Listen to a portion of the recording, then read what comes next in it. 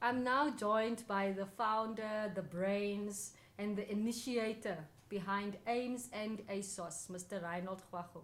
Sir, I welcome you. Thank you, Ms. Young. Thank you. Mr. Xoagub, I can just imagine the emotions that are running through you at the moment. The fact that you've been planning this for, I think, 2-3 years now and going through the process of establishing ASOS. Just give us a brief look into what it is that you're feeling and what it took for you to come to where we are now today. Yeah, we are quite excited. This is something that we've been waiting for quite some time. But you must remember that this is just the formal part of it. The delivery side of it is yet to come. Yes. And that's actually where the work should be. Yes. Once we have reached that milestone, that's the time that we can say we have really achieved the goals that we have set out. So as you say, there's still hard work for us that lies ahead. Yeah, it's a milestone to get the accreditation.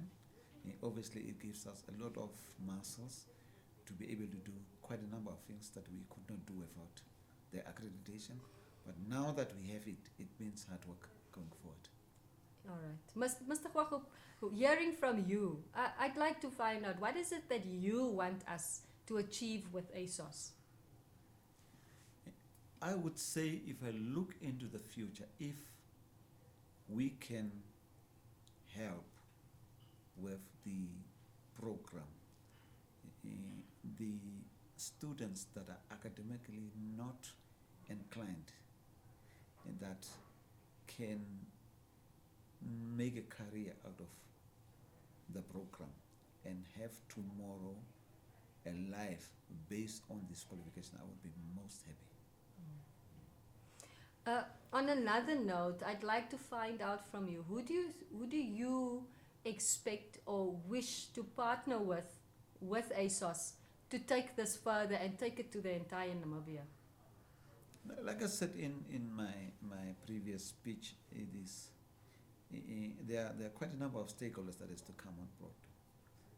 If you look at the government, for instance, they need to come in big time to create the industry. Although we are saying we want to professionalize sport in the country, there are quite a number of things that are required to do that. And you can think about the current state in which we are. Namibia is still, if you take, for instance, football, very amateur level that we are.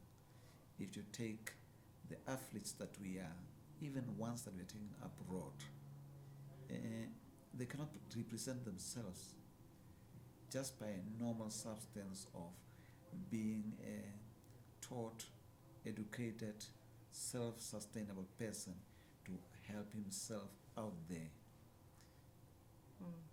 You would say that we still have to do a lot of work. Okay, so government has to come. They need to help us to professionalize the sector. Other stakeholders will come. Banks has to come. Private sector has to come on board. And not only AIMS, there are other institutions that also have to come on board to make sure that the industry is there for the athletes to really prosper in this sector. Yes. Is the idea there to establish further certificates or diplomas within the sports industry, or will ASOS be only serving the current two certificates that are on offer? As I've said, these two certificates, they are just entry level. Yes. And they are level 3.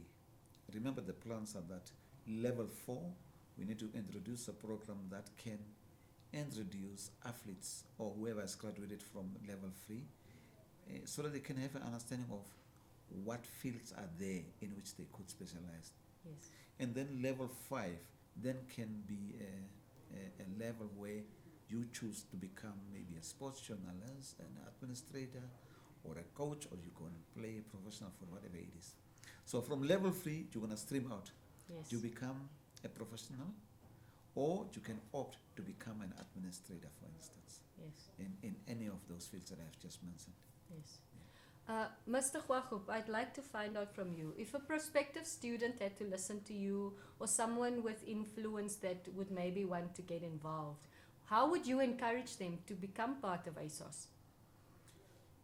Yeah, it's only a sad story that we don't have prominent career guidance institutions in the country. In my belief, say from grade 10 onwards at that range, student needs to be thoroughly conversant with the careers they want to follow. They need to have an understanding of their aptitude, what are they, where are their strong points, is it academic or is it technical, so that they can choose the right direction at that point. Okay? Yes. Now, let's talk about the ones that we can accommodate. If someone is maybe not academically inclined and he wants to, say, do sports or any other technical subject for that matter, these are the people that we have to take on hand and develop to become professionals at the end of the day. Yes.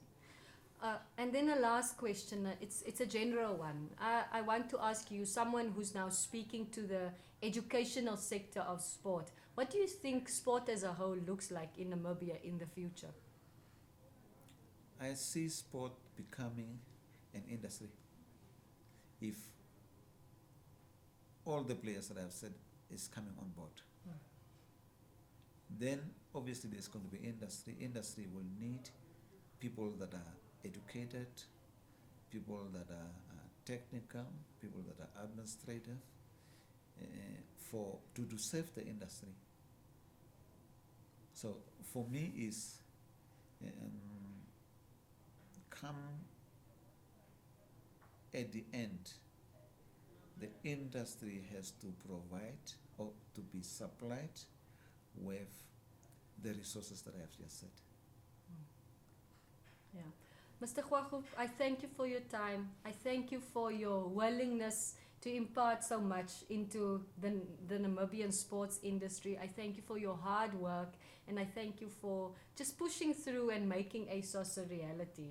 We, as those who work behind you and stand behind you, we are truly grateful, and we know that, and we can see the success of ASOS that lies ahead.